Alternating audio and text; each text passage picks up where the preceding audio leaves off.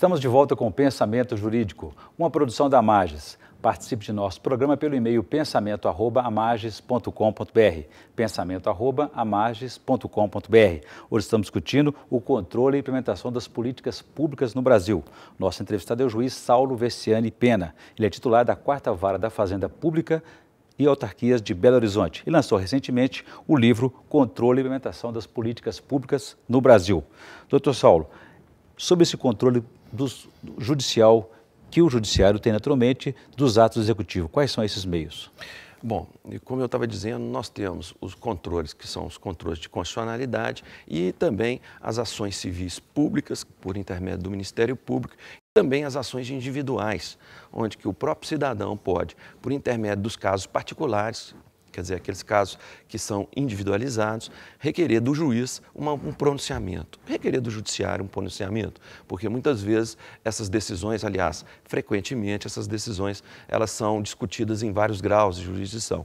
Portanto, nós temos não só o controle de constitucionalidade, um controle de constitucionalidade que é feito em cada um dos juízos, como também feito diretamente pelo Supremo Tribunal Federal, como também nós temos os controles por intermédio das ações civis públicas, por intermédio do Ministério Público, como titular das ações e como também fiscal da lei, e além disso um controle individual, ou seja, aquele processado por cada cidadão e em cada um dos juízos onde que ele se interessar e houver competência para decidir a causa. O senhor falou no bloco anterior que não concorda de o judiciário agir por iniciativa própria, mas se as políticas públicas estão previstas e às vezes até impostas pela Constituição e não são implementadas, o que fazer nesse sentido? Isso não dá ao judiciário uma autoridade, uma credencial para poder tomar uma providência nesse sentido? Mas foi exatamente como você disse, o judiciário só se manifesta mediante provocação. Portanto, mesmo que haja uma omissão do poder público ou uma omissão legislativa, uma omissão do executivo, o judiciário só vai poder se manifestar na medida em que houver o devido processo legal ou um processo judicial estruturado. Portanto, é o que eu digo, não há propriamente um ativismo judicial no sentido do juiz tomar às vezes do cidadão, se colocar à frente de qualquer situação. O que ocorre é uma manifestação do judiciário decorrente do processo judicial, observado que o parâmetro constitucional, quer dizer, aquilo que a Carta Constitucional ou os princípios constitucionais que foram escolhidos pelos cidadãos brasileiros como orientadores de sua atividade, de sua vida social. Doutor Veciani, há sempre uma discussão, desde que a Constituição de 88 foi promulgada, sobre a compatibilização, a realização desses direitos e garantias individuais e direitos sociais, que isso tornaria o país ingovernável. Como combinar, compatibilizar a economia com essa realidade constitucional na hora que você está decidindo? Pois é, uma das situações que é muito discutido. A primeira com relação à separação de poderes e a outra com relação a essa questão orçamentária, que não haveria recurso suficiente para isso, para a implementação. Ora, nós não podemos pensar dessa maneira. A Carta Constitucional, no tocante aos direitos fundamentais, é auto-aplicável. Há necessidade do Estado se mobilizar, se preparar para criar o recurso, o orçamento, e criando o recurso, colocando através das leis orçamentárias, criando efetividade através das leis orçamentárias, para implementar esses direitos e garantias fundamentais. Quando isso não ocorre, evidentemente que o cidadão, ao buscar o judiciário terá meios para compelir o poder público a implementar esses direitos. Ora, o que pode ocorrer?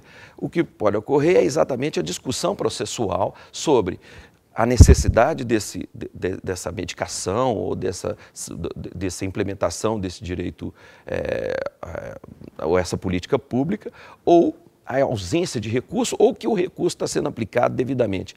Isso haverá de ser demonstrado, aí que eu digo que a questão é muito mais processual do que propriamente uma questão de ativismo judicial ou judicialização, porque isso deverá ser provado, demonstrado pelo poder público no curso do processo.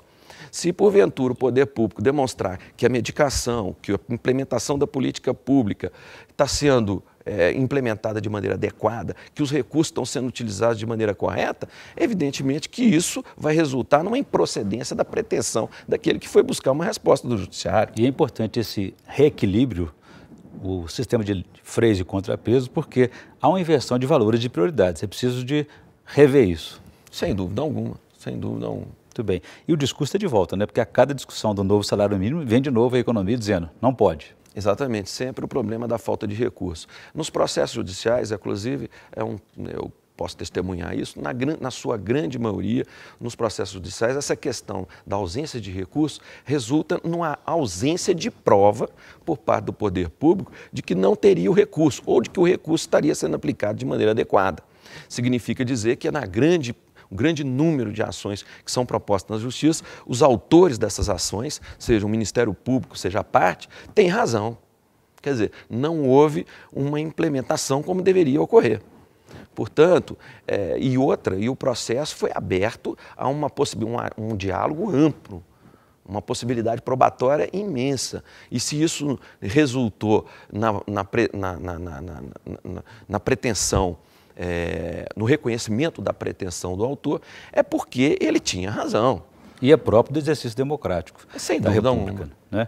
O livro que o senhor lançou no último dia 24 de fevereiro aborda um pouco essa questão das políticas públicas e essa democracia. Como é que é a abordagem que o senhor tratou lá?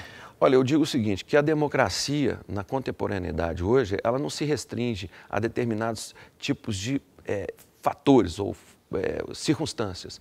Evidentemente que essas circunstâncias também são componentes da formação da concepção democrática, como é o caso do voto. Não é?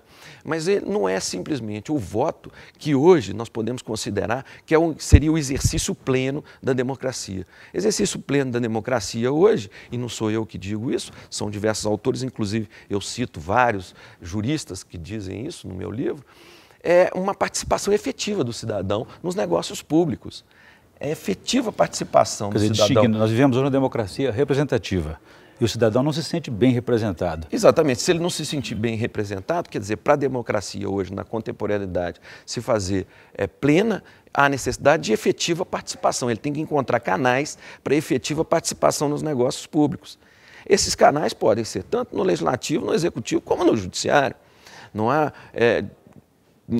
distinção do espaço público criado pelo legislativo, pelo executivo e pelo judiciário. Isso acha que o momento político que nós vivemos hoje comporta essa discussão? Sem dúvida nenhuma. Eu acho que sim. A reforma política é sempre um desafio e não consegue sair do papel. Bom, mas isso é uma questão interna corpus do Poder Legislativo, quer dizer, o Poder Executivo e o Poder Legislativo. No tocante ao Poder Judiciário, todas as vezes que o cidadão se sentir prejudicado pela não implementação de direitos fundamentais, ele terá que encontrar as portas abertas, porque senão nós já começamos a, vamos dizer assim, a tolher a atitude que seria uma atitude de plena efetivação do espírito democrático. Mas aí a gente voltamos à polêmica da judicialização até da política, porque o Executivo e o Legislativo reclamam dessa interferência, entre aspas.